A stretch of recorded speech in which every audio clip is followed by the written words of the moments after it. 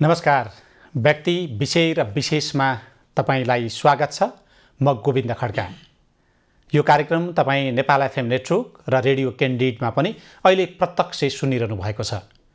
व्यक्ति विषय र विशेषमा आज हामी राजनीति र घृणास्पद अभिव्यक्तिका विषयमा कुराकानी गर्दैछौँ।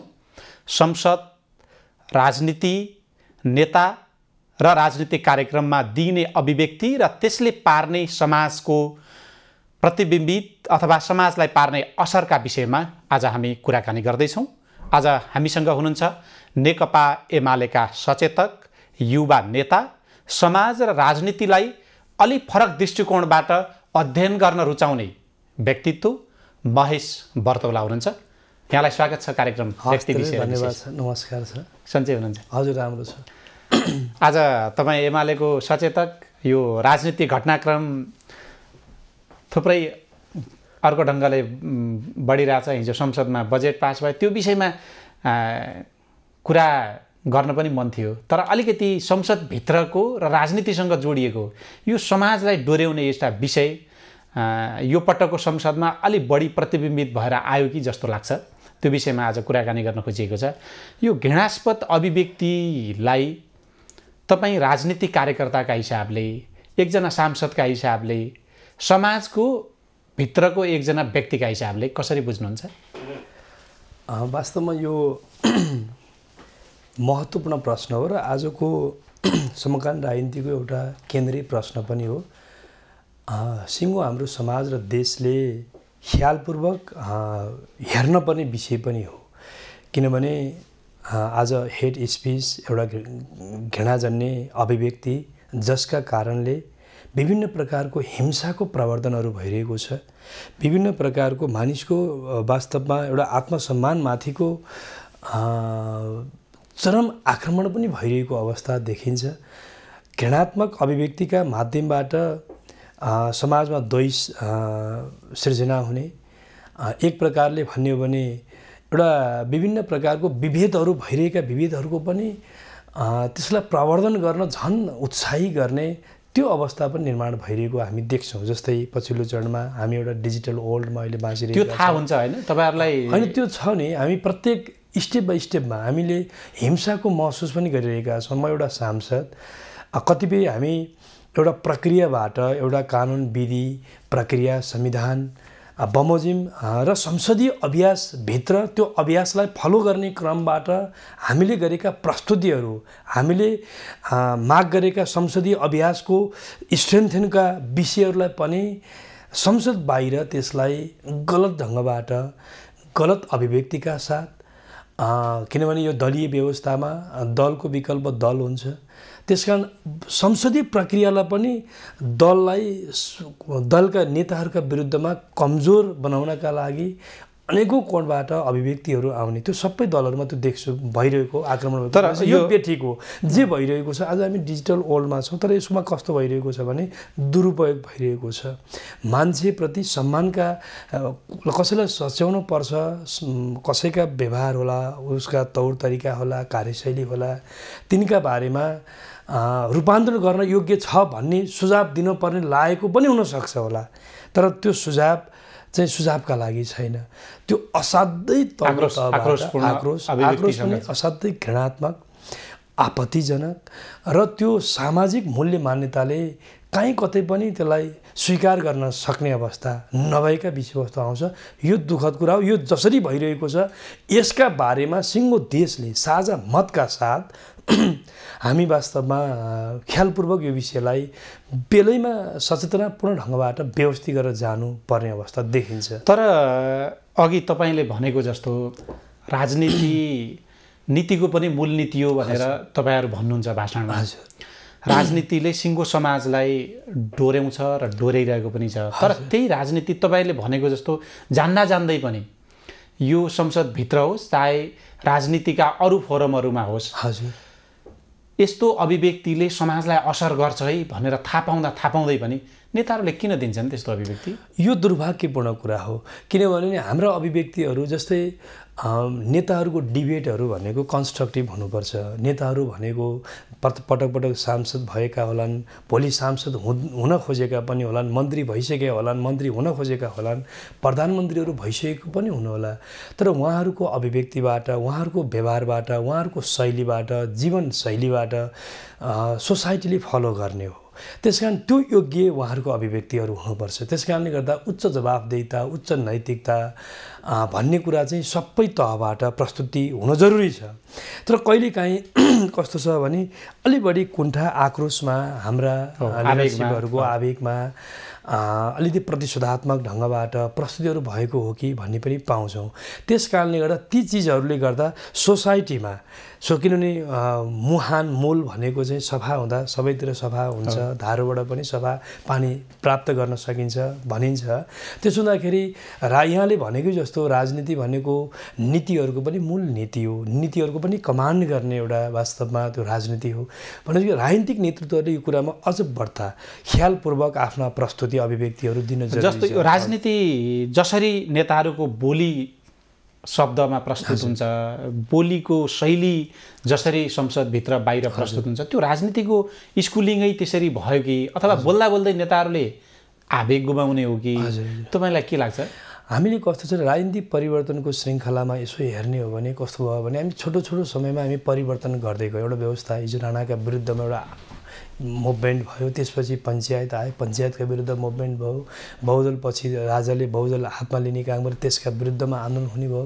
त्यसपछि विभिन्न हामीले चाहिँ अधिकारको बारेमा जब विषयवस्तु उठाउन थाल्यौँ, अधिकारको कुरा गर्दाखेरि अधिकार कसैले दमन गरेको भन्ने ठान्यौँ। त्यसकारण जसका विरुद्धमा हामीले आक्रोशपूर्ण हाम्रा चाहिँ आक्रामक हाम्रा प्रस्तुतिहरू रहे, त्यसले के समाजमा बिस्तारै बिस्तारै कस्तो भयो भने हामी एउटा शालीनताका साथ सामाजिक मूल्य मान्यतालाई प्रमोट गर्ने कोणबाट भन्दा पनि आफ्ना अभिष्टहरू पुरा कसरी गर्न सकिन्छ, आफूले राखेका एजेन्डा मुद्दाहरूलाई स्थापित गर्न के गर्न पर्ने, कुन हदसम्मको प्रस्तुति गर्नुपर्छ त्यसलाई तयार हुन थाल्यौँ। त्यसले पनि एउटा विकृतिको प्रकार मतलब सुरुवात हुँदै हुँदै गएर वास्तवमा अगाडि बढ्न थाल्यो। त्यस कारणले गर्दा यी समग्र पक्षको एकताले रिभ्यू गर्नुपर्छ भन्ने लाग्छ। हामीले जस्तै मैले मेरो अधिकारको कुरा गर्दाखेरि कसैको अधिकारको हनन गर्न पाउँछ कि पाउँदैन भन्ने कुरा हो। म एउटा सिम्पल उदाहरण दिन यो स्वतन्त्रता अभिव्यक्ति स्वतन्त्रतासँग पो नेताहरूले जोडे कि यसलाई बढी अभिव्यक्ति स्वतन्त्रताको प्रयोग भयो कि होइन? हामीले हाम्रो संविधानले पनि हामीले right to expression, right to freedom हामीलाई छ। तर त्यो भनेको चाहिँ जे पनि गर्न अराजकता उच्छृङ्खलताका लागि त होइन नि। भनेपछि हो हिजो हामीसँग कानुन पनि थियो, जस्तै अश्लीलता जस्तै व्यवहार गरेका अवस्थामा गाली बेइज्जती ऐन थियो। त्यो ऐन मार्फत हामीले कारबाहीको प्रक्रिया पनि अगाडि बढाउन सक्थ्यौँ। अहिले त्यसलाई मुलुकी संहितामा त्यो ऐन खारिजी भएर मुलुकी संहिता बनेपछि त्यसलाई त्यहाँ सम्बोधन भएको अवस्था छ। भनेको अर्थ के छ भने यस्ता विषयहरू उठ्ने गरेको छ।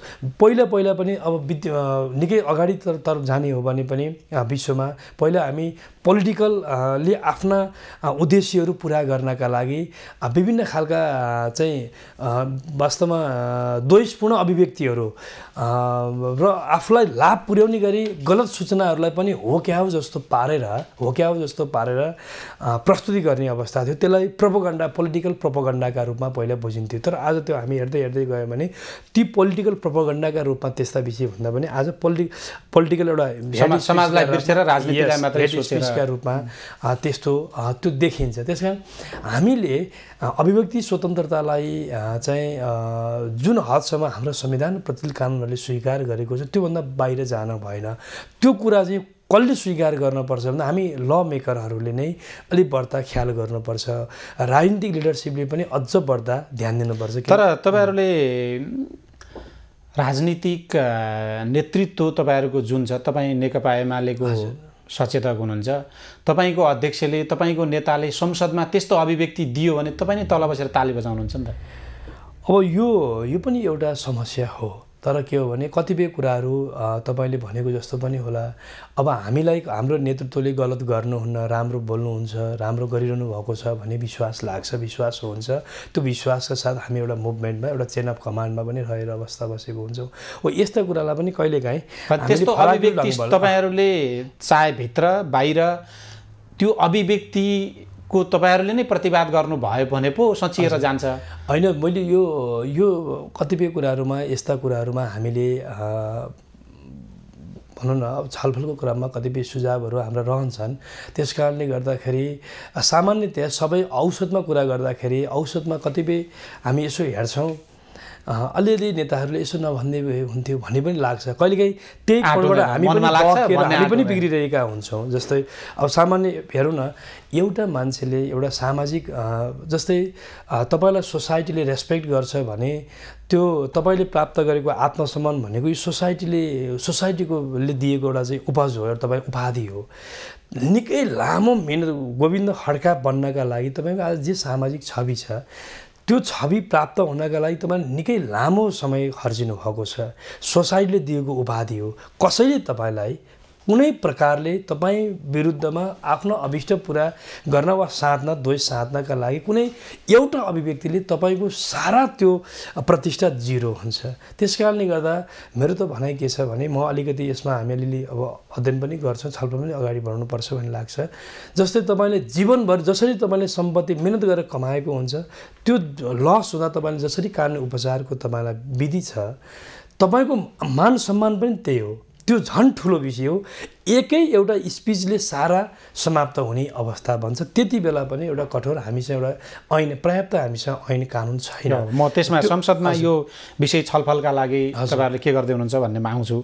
जस्तो यो पटककै संसदमा यति छोटो समयमा 17 जना सांसदले बोलेको विषय संसदको रेकर्डबाट हटाइएछ। हजुर हजुर, त्यो भलै कुनै राजनीतिक हिसाबको व्यङ्ग्यात्मक थियो, कोही विशेष जात जाति धर्म लिङ्गसँग जोडिएको थियो, तर संसदबाट एकजना सांसदले बोलेको विषय यो संसदीय मर्यादा बाहिर छ भनेर हटाउनु पर्ने स्थिति अशोभनीय होइन? यसलाई एकदम यो राम्रै विषय पनि हो। यसमा दुई तीनवटा कोणबाट हेर्नुपर्छ। सांसदहरू प्रत्येक विषय वस्तुप्रति, सांसद स्वयंले बोलेका अभिव्यक्तिप्रति यति धेरै चनाखोपूर्वक ध्यान दिएर संसदीय काम कारबाहीमा सहभागी हुँदो रहेछ भन्ने एउटा सकारात्मक सन्देश पनि हो। किनभने हामी प्रत्येक कुराहरूमा हामीले ध्यान दिँदा रहेछौँ र जहाँ बेठिक छ भन्ने प्रश्न आयो भने हामी उठेर हाम्रो नियमावली बमोजिम हामी नियमावली गर्छौँ। त्यसमा बमोजिम आवश्यक शब्दहरू जो संसदीय मर्यादाभन्दा बाहिर छ त्यसलाई हटाउने हाम्रो व्यवस्था छ, त्यो हटाउन हामीले सामर्थ्य राखेका रहेछौँ भन्ने पनि देखिन्छ। रोचक के देखिन्छ भने त्यो केलाउने क्रममा के देखियो भने जस्तो तपाईँको पार्टीको कुनै नेताले त्यस्तो खालको शब्दावली प्रयोग गर्नुभयो भने तपाईँको कुनै पनि सांसद कहिल्यै पनि नियमावती गर्दैन र अर्को पार्टीकोले नियमावती गर्ने देखिन्छ। यो त एउटा आफ्नो पार्टीले बोल्यो भने त्यसलाई सदर गरिदिने र नियमावती अर्को विपक्षी अथवा अर्को पक्षको सांसदले मात्रै गर्नुपर्ने जस्तो परम्परा किन? अब यो चाहिँ अब आलोचना वा यस्तो प्रश्न भनेको सामान्यतया, किनभने संसदमा सबै थरीका मानिसहरू हुन्छन्, त्यहाँ पक्ष पनि हुन्छ विपक्षी पनि हुन्छ। किनभने संसद आफैमा एउटा पक्ष र विपक्षीको कन्स्ट्रक्टिभ डिबेटको थलो हो। किनभने बिचमा सरकार बसेको हुन्छ, चाहिँ एकातिर प्रतिपक्षी हुन्छ, एकातिर सत्तापक्षी हुन्छ। अभिव्यक्तिहरू, विषयवस्तुहरू, मुद्दाहरू, किनभने हाम्रा बहस त मुद्दामा केन्द्रित हुन्छ, त्यहाँ एजेन्डामा केन्द्रित भइराखेको हुन्छ। एजेन्डामा केन्द्रित भएर बोल्ने अभिव्यक्तिहरू चाहिँ जस्तै एजेन्डाका पक्षधरहरूलाई त्यो ठिकै लागिरहेको हुनसक्छ, एजेन्डाका विपक्षीमा उभिएकाहरूलाई बेठिक लागिरहेको हुनसक्छ। तथापि पनि संसदीय मर्यादा र भाषा शैली प्रयोग गर्ने सन्दर्भमा यसमा समान दृष्टिकोण हुनुपर्छ। तेरो मेरो यसमा भन्न हुँदैन। यस कारणले भोलि समयक्रममा यस्तो पनि हुन सकेला, यस्तो पनि हुन सक्ला। जस्तै मान्नुहोस् सरकार ल्याएको कतिपय विधेयकहरूमा हामीले पनि टेबल ठडाउँछौँ, हामीले वेलकम गर्छौँ, त्यो विषयको गम्भीरताका आधारबाट हुनसक्छ। त्यस कारण यो पक्षमा तपाईँले भनेको विषय पनि एउटा यो गम्भीर विषय हो, यसलाई ख्याल गर्नुपर्छ। अर्को कुरा तपाईँले संसदमा जोडिहाल्नुभयो, उन त प्रश्न पनि होला। संसदको रोस्टमबाट हामीले प्रयोग गर्ने शब्दहरू कतिपय हेर्नुहोस् सिङ्गो देशलाई नेगेटिभ तरिकाले डिभाइड गर्ने गरी जान्छ। जस्तै एउटा सिम्पल उदाहरण दिउँ म। अलि अगाडि हुन त यो बहस आउँछ, जस्तै एउटा सार्वजनिक मिडियामा पनि आयो, जस्तै एउटा कुरा मान्य आर्जु राणाज्यूले संसदमा मान्य डाक्टर तोसीमा कार्कीज्यूले बोलेको एउटा अभिव्यक्तिसँग लिएर उहाँले सार्वजनिक मिडियामा केटाकेटी हो उनी, केटाकेटीले के जानेको छ के बुनेको छ भन्ने हिसाबले एउटा वास्तव त्यो मानमर्दन हो, त्यो बेठिक हो, त्यो हेड स्पिच हो। किनभने ठुलाले जे पनि बोल्न मिल्छ भन्ने हुँदैन। त्यस कारणले गर्दा उमेरमा उहाँ सिनियर हुनुहोला, अनुभवमा सिनियर हुनुहोला, तर उहाँको अभिव्यक्ति त्यो सार्वजनिक मिडियामा उहाँले दिएको एकदम हेड स्पिच हो। अर्को कुरा, अस्ति भर्खरै सिङ्गो सदन त्यसले डेडलक पनि भयो केही समय, संसदको रोस्टरमा उभिएर सत्तापक्षको एकजना मान्यज्यूले पशुपतिको मन्दिरमा राखेको जलरीको विषयमा उहाँले एउटा स्पिच दिनुभयो, जुन उहाँले प्रमाणित तथ्यका को रूपमा बोलिएको जस्तो पारेर बोल्नुभयो। उहाँले बोलेको 2-3 दिनपछि उहाँले के भन्नुभयो भने पूर्व प्रधानमन्त्री, सामान्य पूर्व प्रधानमन्त्री केपी शर्मा ओलीको नामै लिएर उहाँले भन्नुभयो सुनको भनेर पित्तलको जलरी राखेर 10औं करोड उहाँले भ्रष्टाचार गर्नुभयो, प्रमाणित भएको जस्तो गरी बोल्नुभयो। त्यो विषय वास्तवमा असाध्यै सिङ्गो देशलाई डिभाइड गर्यो। 125 करोडभन्दा बढी हिन्दू धर्मावलम्बीहरूको एउटा आस्थाको प्रतीकमाथि नै कस्तो भयो भने त्यहाँसम्म भ्रष्टाचार हुँदो रहेछ भनेर पशुपतिनाथमाथिको अनास्था अविश्वास जाग्ने गरेको एउटा द्वेषपूर्ण अभिव्यक्ति भयो। त्यसले सिङ्गो वास्तवमा पोलराइजेसन भयो। तर त्यो पछि उहाँको पार्टीले त्यसलाई एक्सक्युज गर्नुभयो र अख्तियारबाट छान्ने गएको टोलीले हिजो छान्ने गर्दाखेरि अस्ति रिपोर्ट आउँदा सुनको कुनै तलमाथि छैन, सुनको पुरै पर्याप्त छ भनेपछि कतिसम्म हामीले हेड स्पिच दिएछौँ भनेपछि यस्ता कुराहरू गर्न मिल्छ कि मिल्दैन, जस्तो तपाईँहरूकै म त्यसैमा टुङ्ग्याउन चाहन्छु। त्यस बाबत अनि सामाजिक सञ्जालमा के गरियो, सामान्य पूर्व प्रधानमन्त्री हाम्रो पार्टीकै सर्वे अध्यक्ष सिङ्गो जिउभरि नै सुनले मोरिएका तस्बिरहरू बनाएर प्रचार गरियो। त्यस कारणले यसले त सम्माननीय पूर्व प्रधानमन्त्री केपी शर्मा ओली यो देशको लागि 14 वर्ष जेल गर्नुभयो, व्यवस्था लड्नुभयोका लागि, प्रजातन्त्रका लोकतन्त्रका लागि आजको यो व्यवस्थालाई यहाँसम्म लड्नुभयो, यो देशलाई यति योगदान गर्नुभयो। त्यस्ता व्यक्तिहरू नेतृत्वलाई यसरी खुइल्याएर नेताहरू भनेका सबै खराब हुन्, बदमास हुन् र पावर पद पोजिसनले गर्दा उनीहरू बचेर हिँडेका छन् जस्तो पारेर सांसदले संसदको रोस्टमबाट यस्तो हेड स्पिच दिने कुराले यो असाध्यै निन्दनीय कुरा हो, यो आपत्तिजनक मात्र, यो चाहिँ क्राइम पनि हो। त्यस्तो गर्न मिल्दैन। त्यस कारणले गर्दा जस्तै म टुङ्ग्याउन चाहन्छु, जस्तै अब एउटा व्यक्तित्व मामिला हेरौँ, मान्य सोभिता गौतम उहाँले विवाह गर्नुभयो, उहाँको निजी राइट्स कुरा हो, विवाह उहाँको राइट्स कुरा हो, नेपालको सामाजिक सञ्जालमा उहाँको नेपालको संविधान कानुनले उहाँलाई अनुमति दिन्छ, उहाँको चाहिँ राइट टु चोइस छ उहाँलाई। तर उहाँलाई विवाहपछि उहाँको बारेमा यति धेरै चाहिँ निन्दनीय अभिव्यक्तिहरू सामाजिक सञ्जालमा पोस्ट गराइयो। यो भनेको अनि यस्ता हेड स्पिच दिनेहरूलाई हामीले निर्ममताका साथ कारवाही नगर्ने हो भने उहाँको त सामाजिक मूल्यमाथि त निकै ठुलो दाग लाग्यो नि, प्रश्न लाग्यो भने मैले यसको क्षतिपूर्ति पाउने। यसमा सामाजिक सञ्जालको विषय मैले यसमा जोड्न खोजेँ, तपाईँले ल्याउनु भएको थियो। अघिल्लो यसअघिकै चुनावमा ठ्याक्कै 14,000 फेसबुक कमेन्टहरूलाई निगरानी गरिएको रहेछ, त्यो मध्ये 1,006 कमेन्ट चाहिँ घृणास्पद अभिव्यक्तिसँग जोडिएको यो अध्ययनले एउटा देखाउँछ। त्यो चाहिँ यस्तो अभिव्यक्तिले समाज विखण्डनतिर गइरहेछ। हजुर, तपाईँले अघि जे दृष्टान्त भन्नुभयो संसदभित्र बाहिर, त्यति हुँदाहुँदै पनि त्यो विषय संसदको बिजनेस त बन्दैन। हजुर, त्यो यस्तो छ, सही एकदम महत्त्वपूर्ण विषय हो यो बनाउनु पर्छ। हेर्नुहोस्, यो गम्भीर विषय हो, अब यसमा हामीले ख्याल गर्नै पर्ने हुन्छ, यो विषयमा ख्याल गरेरै अगाडि बढ्नुपर्छ। जस्तो तपाईँलाई म हिजो बजेट विनियोजन विधेयक पास गर्ने अवस्था थियो, ध्वनि मतमा हुन्छ हुन्नमा गयो, हुन्न भन्ने बहुमत छ भन्ने हामीलाई लाग्यो।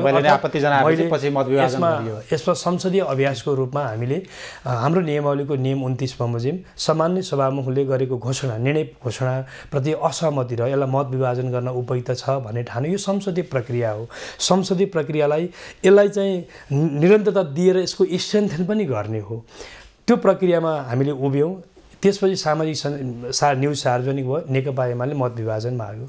एमालेको सचेतक महेश्वर तोराले यसरी यो नियम कोड गरेर, अनि बाहिर त्यसमा मैले कमेन्ट एउटा न्युज भनेर कमेन्ट हेरेँ, करिब मोर देन 90% यति गलत खालका टिप्पणी र अभिव्यक्तिहरू, यसलाई भोट दिएर बेकार गरिएछ, एमाले भनेकै यस्तै हुन्, फटाहारको पार्टी हो, चोर शब्द यहाँ म बोल्न सक्दिनँ भनेपछि मान्छेहरूमा यस प्रकारको मैले एउटा प्रक्रिया मैले भन्न गयो एउटा यदि अझ यो प्रक्रियालाई स्ट्रेन्थन गर्नुपर्छ व्यवस्थित गर्नुपर्छ भन्ने यदि सुझाव हो भने त त्यो कोणबाट आउनु पर्यो भनेपछि मान्छेहरूमा यो एउटा नेगेटिभिटी यस प्रकारले पालेर मान्छेप्रति एउटा यस्तो एउटा चाहिँ द्वेष फैलाउने जे प्रयत्न भयो यो बेठिक छ। केही दिन अगाडि म टुङ्ग्याउँछु, केही दिन अगाडि एउटा न्युज एउटा संसदीय जस्तै एउटा यहीँ जलरीमा एउटा केही नाम राखेको विषय आयो, नाम राखेको थियो, नाम राखेको विषयमा केही राष्ट्रपति प्रधानमन्त्री कतिपय कर्मचारीको नाम पऱ्यो होला त्यहाँ राखे, त्यो ठिक बेठिक फरक कुरा हो।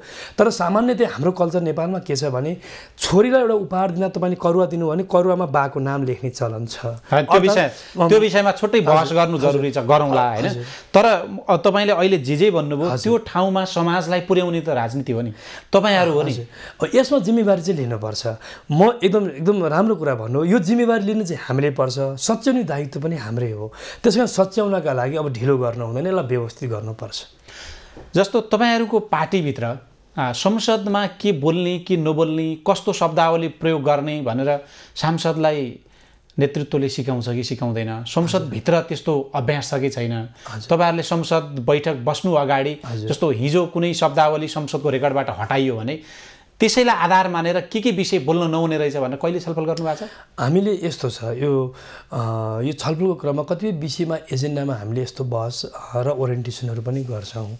सामान्यतया सांसद भएको व्यक्ति एउटा निर्वाचित भएर आएको छ, सांसद भएको अवस्थामा उनलाई सामान्यतया एउटा मिनिमम आफ्नो प्रस्तुतिको विषय, ड्रेस कोडको विषय, सामाजिक व्यवहार र शैलीका विषय र कार्यशैली र उपस्थिति प्रस्तुतिका विषय सामान्यतया यति कुरा उनले जान्नुपर्छ भन्ने नै हो। यो जान्नै पर्छ, सिकाउनु पर्दैन भन्ने हो। तथापि पनि हामीले यस्ता कुराहरूमा समय समयमा सामान्यतया यस्तो तपाईँले अहिले भनेकै कोणबाट हाम्रा प्रस्तुति कस्तो हुनुपर्ने, विषयवस्तुमा हामीले कसरी चाहिँ हामी जोडिनुपर्ने भन्ने कुरा, समयको व्यवस्थापन कसरी गर्ने, बैठकलाई कसरी प्राथमिकता दिनुपर्ने भन्ने हो। जस्तै हामीले त्यही कुरामा तपाईँले हेर्नुभयो भने सरकारले तपाईँलाई ख्याल गरौँ, सरकारले ल्याएका विधेयक पटक पटक विधेयकमा हाम्रो संविधानको धारा 94 बमोजिम कुनै पनि प्रस्ताव निर्णयार्थ प्रस्तुत पेश हुनका लागि 1/4 तत्काल कायम रहेको, तत्काल भनेको टोटल सङ्ख्याको 1/4 सदस्य चाहिन्छ।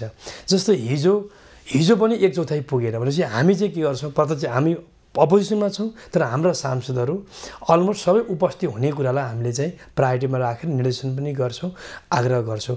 तर यसो संसदमा चाहिँ के देखिन्छ भने उपस्थितिमै पनि यहाँ समस्या भइरहेको पनि हामी देखिरहेका छौँ। जसै कारण सरकार ल्याएको विधेयक सरकार पक्षकै मन्त्री स्वयं पनि विधेयकको निर्णयार्थ प्रस्तुत हुने बेलामा भोट हाल्ने क्रममा हुने अवस्था, यो दुःखद कुरा। त्यस्तो विषयमा जसरी तपाईँहरूले चासो राख्नुहुन्छ, हजुर, यो विषय संसदमा एकजना सांसदले बोलेको विषयले समाजलाई कहाँसम्म असर गर्छ भनेर पार्टीभित्र, संसदभित्र, संसदीय समितिभित्र एउटा संरचना नै बनाएर गाइडलाइन बनाउनु पर्ने हो कि के शब्द बोल्ने नबोल्ने टाँस्नु पर्ने हो कि संसदभित्र? त्यो चाहिँ हाम्रो नियमावलीले व्यवस्थित गरेको छ। नियमावलीको नियम 20 मा के गर्न हुने, के गर्न नहुने हामीलाई सबै कोड अफ कन्डक्ट छ। त्यस कारणले गर्दाखेरि सांसद जो एउटा हेर्नुहोस् जनप्रतिनिधिमूलक सबैभन्दा माथिल्लो संरचनाको सदस्यहरू हुनुहुन्छ, उहाँहरूलाई नै यसरी टाँसेर कक्षा 1 मा पढ्ने विद्यार्थीको जस्तो गरेर कख गराउनु पर्छ त्यस्तो देखियो नि त। व्यवहार बोलीले त त्यस्तो देखियो। यसमा दुईटा कोणबाट छ। जस्तै हिजो यस्तो अभिव्यक्तिहरू भइरहेका हुन्थ्यो होला, टिप्पणी गर्ने वा प्रश्न गर्ने मान्छे थिएनन् पो वा त्यो पनि कोणबाट अध्ययन गर्न सकिन्छ। यो पटक सबै मान्छे अवेर छन्, प्रत्येक विषयमा ख्यालपूर्वक प्रश्न गर्ने सामर्थ्य राख्छन्, ठाउँको ठाउँ उपचार खोज्छन्।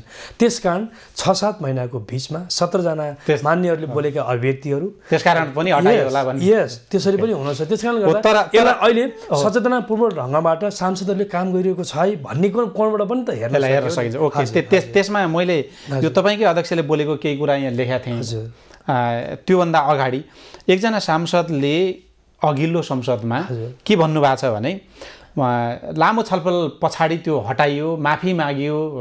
उहाँले चाहिँ म भाववेशमा आएर यस्तो अभिव्यक्ति दिएँ, अभिव्यक्ति स्वतन्त्रताको मैले प्रयोग जानिनँ र बढी गरेँ भनेर माफी माग्नुभयो।